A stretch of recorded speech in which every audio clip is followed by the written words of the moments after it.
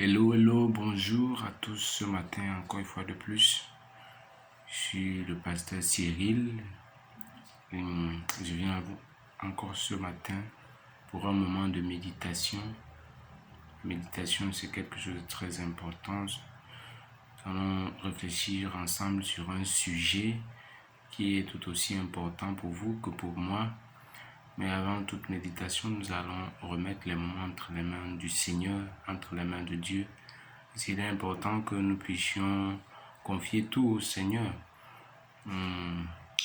Je voudrais que nous prions. Si vous êtes branchés, connectés, baissez la tête et ensemble prions. Éternel Dieu, nous te sommes reconnaissants déjà du fait que toi tu permettes que nous soyons vivants. Et Seigneur, nous voulons de Tout-Puissant en ce moment-ci que tu sois avec nous et qu'ensemble nous puissions décrypter ta parole, que nous puissions comprendre les méandres de ta parole, que nous puissions acquérir la sagesse au travers de ta parole. Seigneur, oh Dieu, fais-nous connaître la vérité et qu'elle nous affranchisse. Béni sois-tu, toi qui es Dieu, dans le nom de Jésus, nous avons prié. Amen. Oh, bien-aimés, nous allons parler aujourd'hui d'un sujet tout aussi important. Hier, ou dans l'ancienne vidéo, nous avons parlé de qui est-ce qu'il faut écouter. Et brièvement, nous avons parlé de plusieurs personnes, de plusieurs vents de doctrine en ce moment-ci qui secouent le monde. Et chaque vent de doctrine dit c'est moi et qu'il faut écouter. Mais nous savons que le Fils est celui qui connaît mieux le Père. Et il y a un seul qui est venu en tant que Fils de Dieu, et c'est Jésus-Christ. C'est lui qui connaît mieux le Père.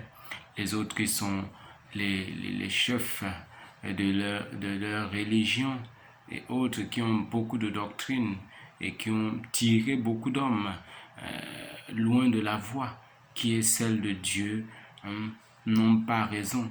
Parce que on ne peut pas arriver à Dieu sans passer par le Fils.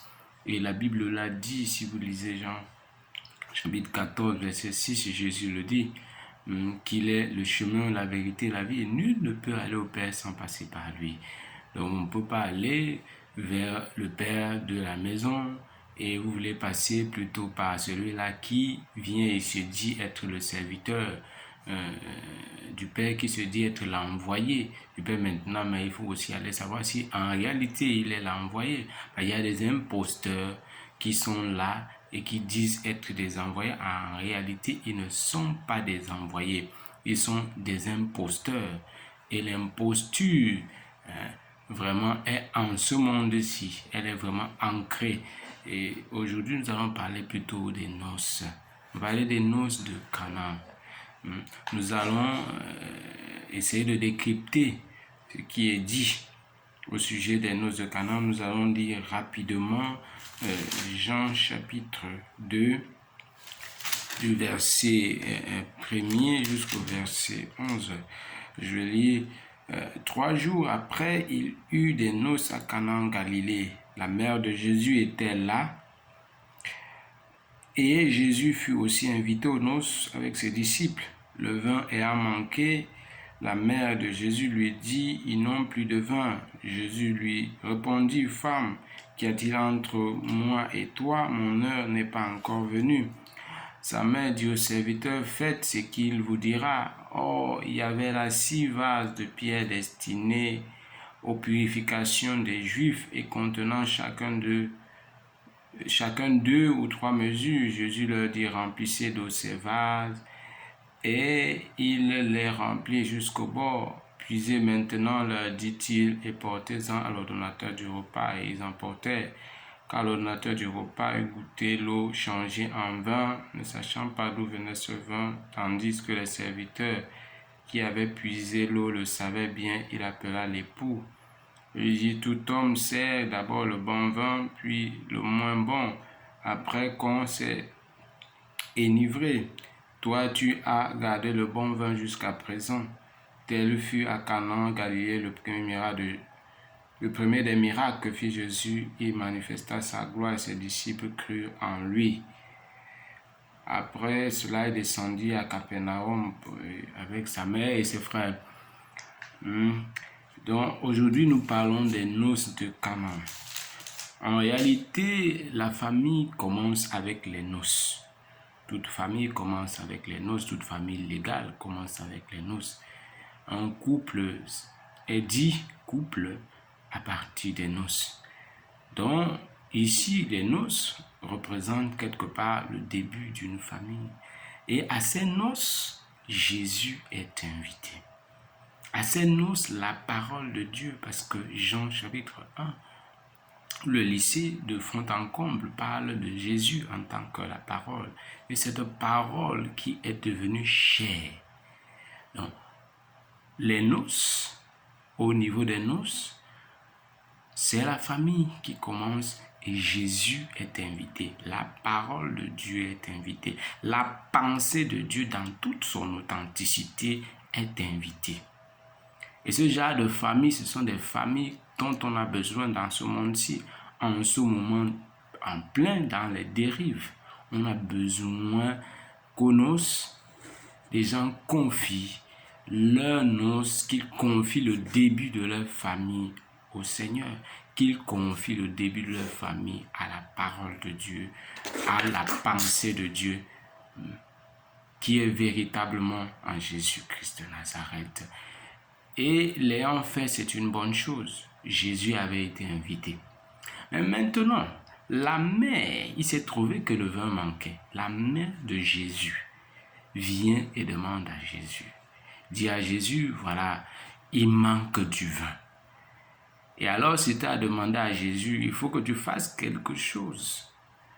Et la mère de Jésus, c'est qui? La parole de Dieu. Jésus nous a dit dans les évangiles que sa mère, ses frères et toute sa famille, c'est ceux qui entendent sa voix et ceux-là qui mettent en pratique ce que lui il recommande. Donc, pour être la mère, c'est-à-dire celle qui garde la parole de Dieu sauve, celle qui conserve bien la parole de Dieu, il faut être ceux-là qui pratiquent la parole de Dieu, parce qu'une mère couve, une mère garde en sécurité son enfant, elle couve son enfant. Et pour être la mère de la pensée de Dieu, pour être celle qui couvre la pensée de Dieu et fait des pratiquants la pensée de Dieu, être ceux-là qui défendent la pensée de Dieu, bec et ongle partout où vous passez. Donc la mère de Jésus, c'est ceux-là qui gardent la pensée de Dieu et qui la mettent en pratique partout où ils passent. Et la mère dit, donc ça veut dire qu'il y avait une prière qui a été faite. Donc c'est vous et moi, vous qui écoutez, qui mettez en pratique les paroles du Seigneur. C'est vous et moi qui sommes ici comme la mère de Jésus. Et la mère dit à la parole, dit, il manque quelque chose. Donc les prières sont faites, les prières doivent être faites. Il manque quelque chose à ces noces. Il manque quelque chose dans cette famille qui commence. Il manque quelque chose. Il n'y a pas du vin. Au départ, il n'y a pas du vin. Quand il n'y a pas du vin, qu'est-ce que ça veut dire, il n'y a pas du vin? Ça veut dire que la vie de qualité, le vin ici est une vie de qualité, parce qu'on parle du vin ici parce qu'il faut que la famille se bonifie. Il faut que la famille devienne agréable, parce que le vin est agréable à boire. C'est pourquoi les gens s'enivrent. C'est agréable. Il faut que la famille soit agréable. Il faut que la vie en famille soit agréable. Et alors, il manque encore cela. Il faut que ce soit établi depuis les noces. En invitant la parole de Dieu, c'est pour que la vie en famille soit agréable. C'est pour qu'elle soit agréable. Et alors, cette parole-là vient ancre pour donner cette saveur agréable à la vie en famille. Et Jésus vient pour donner cette saveur agréable. La parole de Dieu avec authenticité vient donner cette saveur agréable. Ce qui se passe donc dans la suite, c'est que le vin est versé dans ces coupes qui étaient là, et il y en avait six qui est ici représenté comme le chiffre de l'homme, parce que l'homme est venu le 6e jour, il y en avait 6 qui étaient là. Et dans ces 6, on a versé de l'eau. Et l'eau ici est synonyme de la parole de Dieu. Les eaux de Jérusalem est synonyme de Dieu lui-même. Et il y a donc eu l'eau qui a été versée. Et cette eau s'est transformée en vin. La parole de Dieu vous est donnée. Vous méditez ensemble tous les jours. La parole de Dieu vous est donnée. Vous êtes tout le temps dans la parole de Dieu, dans la famille. Vous basez sur la parole. C'est comme ça que cette parole transforme vos vies. Cette parole-là, si vous la mettez en pratique dans la famille, elle vient pour vous bonifier. Et chaque jour, de plus en plus, vous devenez meilleur. Chaque jour, de plus en plus, vous devenez meilleur dans vos rapports au quotidien. Au sein de la famille, vous devenez meilleur. Le père envers les enfants, le père envers la mère envers les enfants. Vous devenez meilleur quand vous êtes des pratiquants de cette parole, la parole de Dieu. Vous devenez de plus en plus des meilleures personnes. Et les gens qui sont invités, c'est-à-dire qui viennent auprès de la famille, les gens qui sont invités, qui viennent entrer en contact avec cette famille-là, vont dire, mais comment? Ceux qu'on connaissait hier, ce n'est plus ceux-là qu'on connaît aujourd'hui. Ils étaient en contact avec vous hier, avant que vous n'ayez reçu ce nouveau vin, avant que vous n'ayez reçu la manifestation de la parole, de la manifestation de Jésus-Christ en votre sein. Ils vont dire, mais ceux-là qu'on connaissait hier, l'ancien vin là, lui n'était pas bon. Aujourd'hui, on connaît votre nouvelle qualité de vie. C'est du bon vin. Mais vous avez gardé ça où? Ils aimeront être maintenant avec vous, la nouvelle personne ou la famille nouvelle qui est venue, qui est devenue votre famille en Jésus. Cette famille nouvelle qui s'est formée à partir de la visitation de Jésus. C'est cela qu'ils vont aimer et ils vont continuer de vous visiter. Parce que vous avez des choses à partager avec eux, vous avez des conseils à leur donner, vous avez des conseils à leur apporter, vous avez des conseils à leur apporter et ils vont se sentir à l'aise. Des gens viendront même de nuit vers vous pour vous demander des conseils, peut-être par honte, des gens viendront de jour vers vous, vous demander conseils. Parce qu'ils veulent savoir comment est-ce que faire telle ou telle chose. Ils vous voient faire, ils veulent aussi faire comme vous. Parce que vous marchez selon la parole de Dieu authentique. Donc, les noces de Canaan, les noces, quand Jésus entre en scène, quand la parole de Dieu entre en scène dans une famille débutante, il vient bonifier la vie de cette famille, il vient bonifier la vie des membres de la famille, il vient changer la qualité de vie afin qu'elle soit une qualité de vie agréable. C'est très important que vous le sachiez. Mais aussi, les noces représentent autre chose. La Bible parle des noces de l'agneau. Quand Matthieu 25, vous allez lire, puisqu'on n'a plus trop de temps, Matthieu 25, 1 à 13.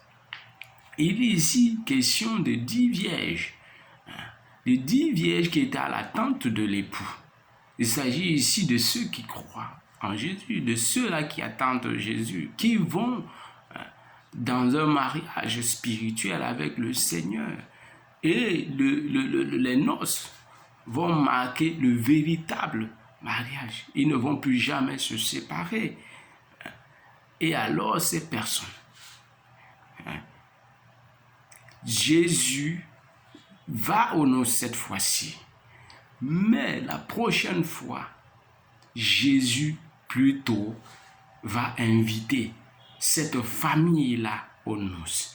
Elle sera appelée à entrer véritablement dans la joie de leur maître, puisque pendant leur séjour sur la terre, cette famille était pratiquante de la parole de Dieu. Donc, tous ceux qui pratiquent la parole de Dieu, qui ont invité à leurs noces la parole de Dieu, seront aussi invités aux noces de l'agneau. Seront aussi invités aux noces de l'agneau. Gardez-le, c'est très important. Vous êtes aujourd'hui pratiquant la parole de Dieu, vous mettez en pratique les conseils du Seigneur, vous avez invité le Seigneur dans votre famille et puis vous marchez selon le Seigneur. Sachez que désormais, plus tard, lorsque le Seigneur reviendra, il va aussi vous inviter aux noces de l'agneau qui sont prévues.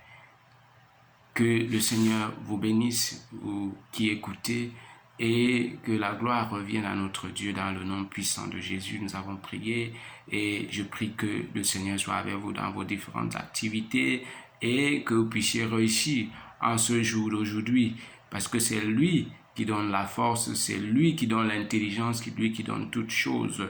Que le Seigneur vous bénisse encore une fois de plus dans le nom de Jésus. Nous avons prié. Amen.